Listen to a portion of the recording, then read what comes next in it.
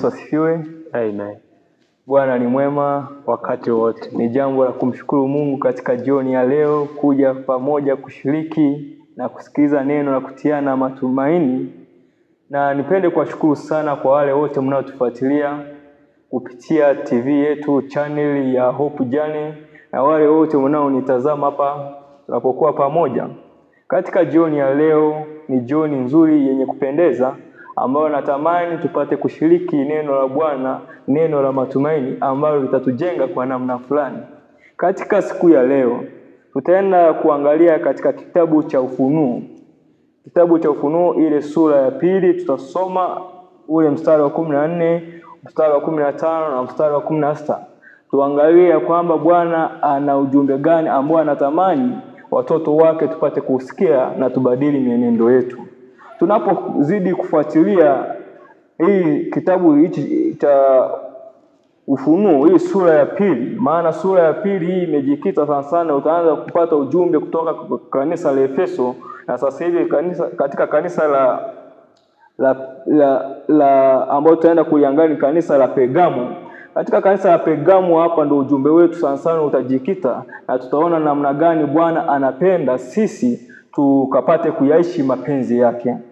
Nimwombe msomaji ambaye atanisomea katika kitabu cha Ufunuo ile sura ya 2 na ule mstari wa 14. Msomaji wangu, naomba ukapate kusoma ili kusudi watazamaji na wasikilizaji wakapate kusikia. Imeandikwa, naam, lakini ninayo maneno machache juu yako. Anasema lakini ninayo maneno machache juu yako, kwa kuwa unao huko watu washikao mafundisho ya Balaam. Mafundisho ya Balaam.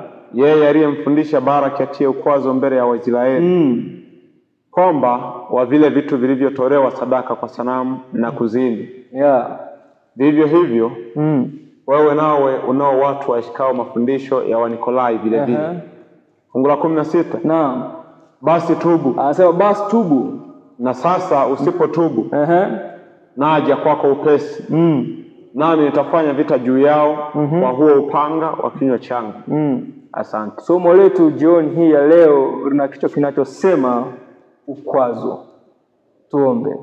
Baba mtakatifu, tunakushukuru kwa masaa haya. Nena nasi, kamsaidie msikilizaji anapokuwa anasikiliza, kamsaidie mtazamaji anapokuwa anatazama. Baba mtakatifu, Roho wako mtakatifu akapate kutuongoza. Ni katika jina la Kristo Yesu tunaomba. Amina. Amen. Somo letu linasema ukwazo. Tunapoangalia kwamba Balaam wanasema washikao mafundisho ya Balaam, yeye aliyemfundisha Balaki atie ukwazo mbele ya Waisraeli. Ni kwa namna gani tunaona Balaam alitia ukwazo mbele ya Waisraeli? Kwa namna gani Balaam alimfundisha Balaki kutia ukwazo kwa Waisraeli? Tunaona kwamba ukisoma kitabu cha Hesabu, kipindi wana wa Israeli wanatoka Misri, wanaelekea Kanaani kwenye nchi ya ahadi, tunaona ya kwamba Balaki aliyekuwa ni mfalme anakuja analeta jambo fulani, anamfuata Balaam ili kusudi awalani wana wa Israeli ili wasije wakaipiga nchi yake na kumshinda. Tunapoangalia hapa tunajifunza ya kwamba kuna kitu fulani ambacho Balaam anakifanya, na hapa Bwana anasema ya kwamba una watu ambao wanashika mafundisho ya Balaam, yeye aliyemfundisha Balaki atie ukwazo. Somo leo tukumbuka linasema ukwazo. Tunapoangalia hili neno ukwazo, ni neno ambalo tunaweza kusema mtu anaweza katia neno kitu kama ukuta, kuwatenganisha watu fulani na Mungu, kuwatenganisha mtu fulani na mtu fulani, anaweka ukuta katikati. Stumbling block tunaita kwa Kiingereza, stumbling block.